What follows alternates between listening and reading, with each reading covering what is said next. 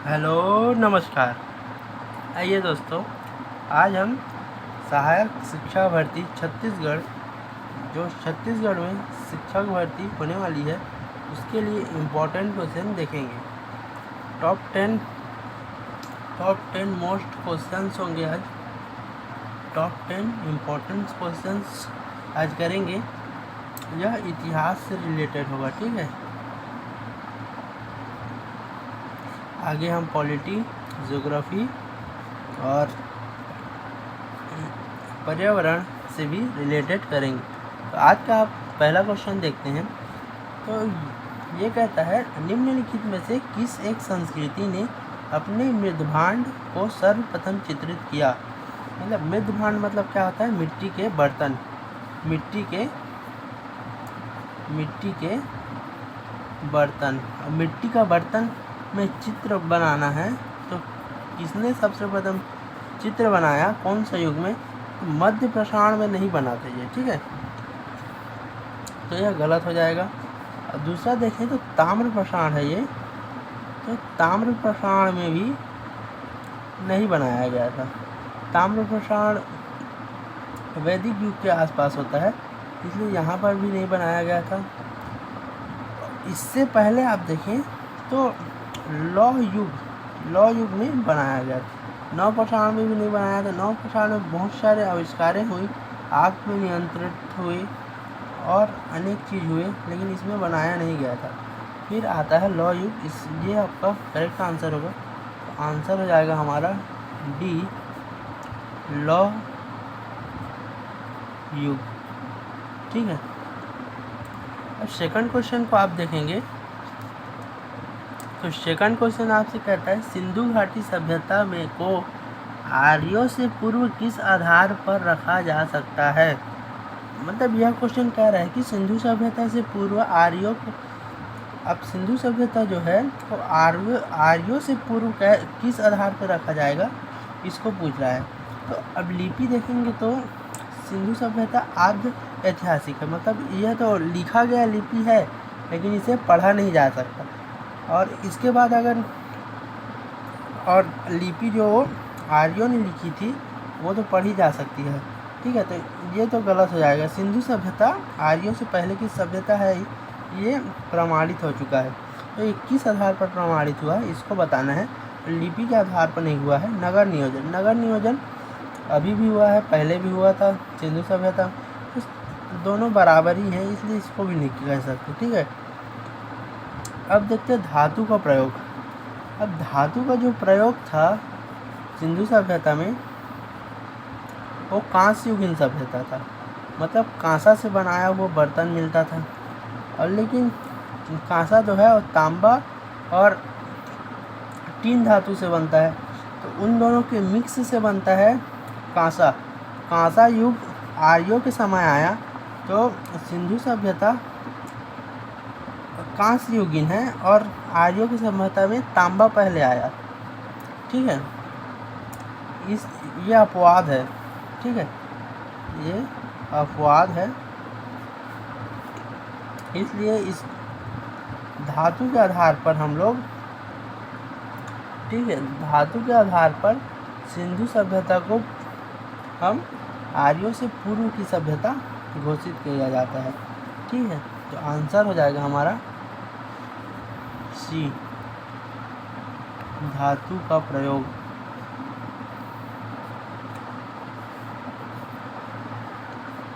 अब तीसरा क्वेश्चन देखो, हड़प्पा किस नदी के तट पर है। सर्वप्रथम देखिएगा तो आप हड़प्पा सभ्यता में, जिसे हम इंडस वैली सिविलाइजेशन और सिंधु घाटी सभ्यता भी बोलते हैं, तो इंडस वैली सिविलाइजेशन जो है किस नदी में पाया गया। तो राखालदास बनर्जी जो थे वो मोहनजोदड़ो में 1922 में मोहनजोदड़ो खोजा। उससे पहले 1921 में दयाराम साहनी जी ने रावी नदी के तट पर हड़प्पा को खोज निकाला था, ठीक है। दयाराम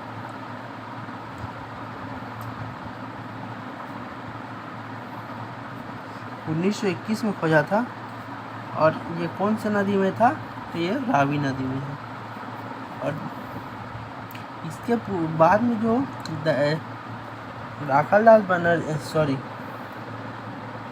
राखालदास बनर्जी जी ने खोजा था मोहनजोदड़ो में, वो था हमारा सिंधु नदी में। ठीक है, तो 1921 में किसने खोजा था, दयाराम साहनी ने।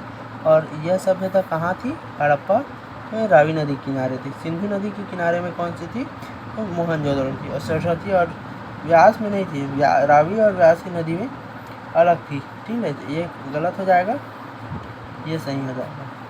तो आंसर हो जाएगा हमारा आपका डी। ठीक है, अब चौथा क्वेश्चन की तरफ बढ़ेंगे। तो चौथा क्वेश्चन कहता है हमारा, देखिए तीसरा क्वेश्चन भी हो गया, दूसरा क्वेश्चन भी हो गया। अब चौथा क्वेश्चन कहता है पूर्व वैदिक आर्यों का धर्म प्रमुखता क्या था। मतलब पूर्व में जो वैदिक आर्य थे उन लोग किस धर्म को मानते थे, किस प्रकार से धर्म को पूजते थे, ये पूछ रहे थे। ऑप्शन में देखिए, तो भक्ति दिया है, मूर्ति पूजा और यज्ञ दिया है, तो प्रकृति पूजा और यज्ञ दिया है, प्रकृति पूजा और भक्ति दी। तो उन लोग भक्ति नहीं करते थे। ठीक है, सॉरी, भक्ति नहीं करते थे, तो यह भक्ति वाला गलत हो गया। तो यहाँ पर देखेंगे तो यहाँ पर भी भक्ति दिया, तो ये वाला भी गलत हो जाएगा। उन लोग मूर्ति को बनाकर पूजा कभी नहीं करते थे। उन लोग जो सामने दिखता था उसी का पूजा करते थे। ठीक है, तो मूर्ति पूजा भी नहीं करते थे उन लोग। प्रकृति जो सामने हमको दिखता है उसको पूजा करते थे। और यज्ञ भी किया जाता था। और पूर्व वैदिक सभ्यता में इंद्र जो प्रमुख देवता था, इंद्र प्रमुख देवता था। ठीक है, तो इसका हमारा आंसर हो जाएगा आपका सी, प्रकृति पूजा, प्रकृति पूजा और यज्ञ। ठीक है, अब आप चौथा क्वेश्चन हो गया हमारा। अब पांचवा क्वेश्चन की तरफ बढ़ते हैं।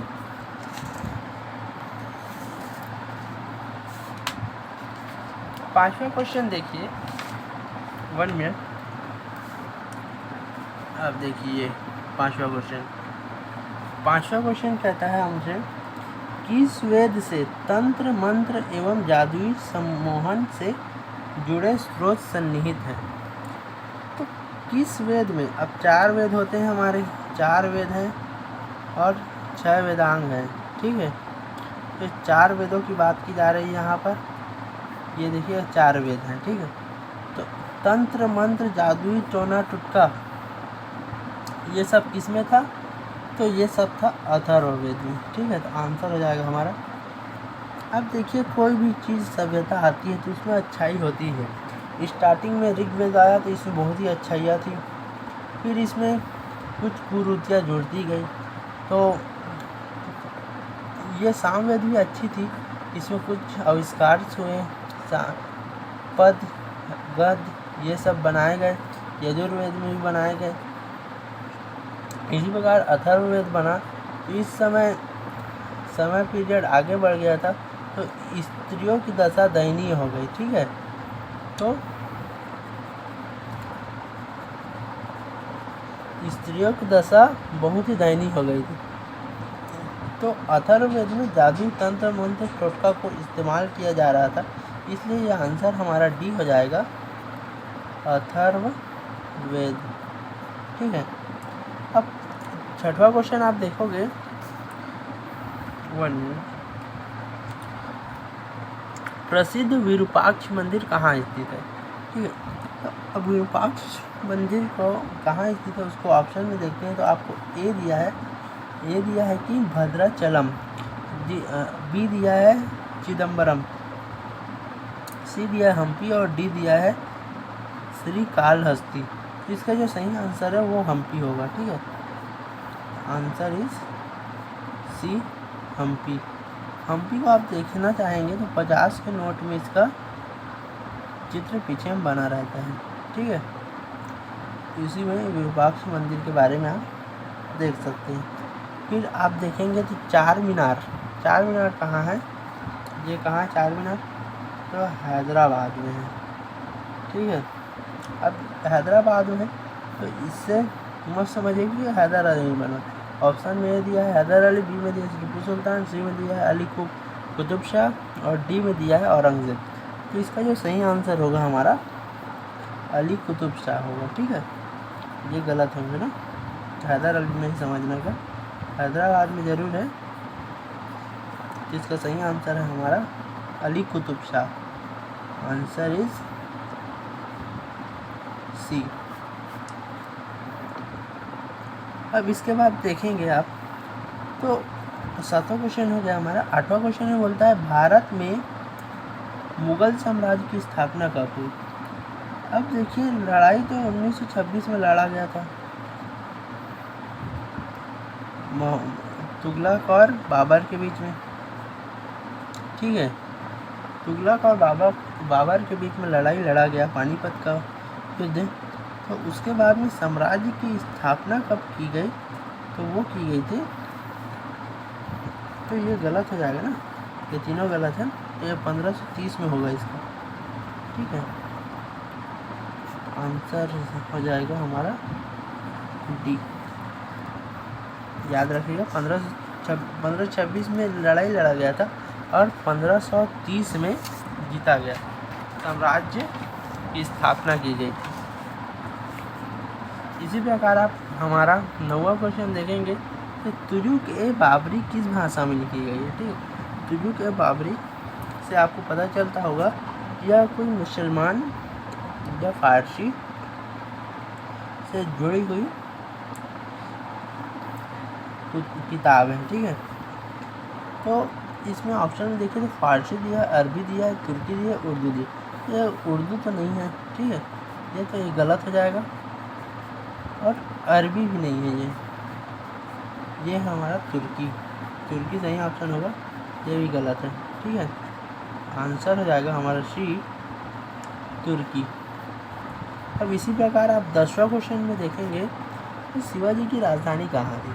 अब शिवाजी तो बड़े ही प्रतापी राजा थे, उन्होंने अपना साम्राज्य विस्तार बहुत लंबा किया था। ठीक है, ये महाराणा प्रताप और अकबर के मिले जुले व्यक्ति थे, ये दोनों ही नीति को अपनाते थे।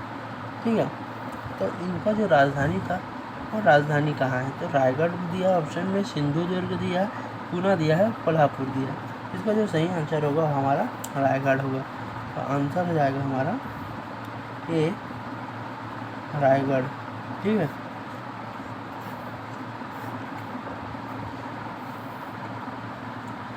अब इसके बाद देखें तो आज हमारा टॉप 10 क्वेश्चंस कंप्लीट होते हैं जो हिस्ट्री के थे। ठीक है, इतिहास के क्वेश्चन थे,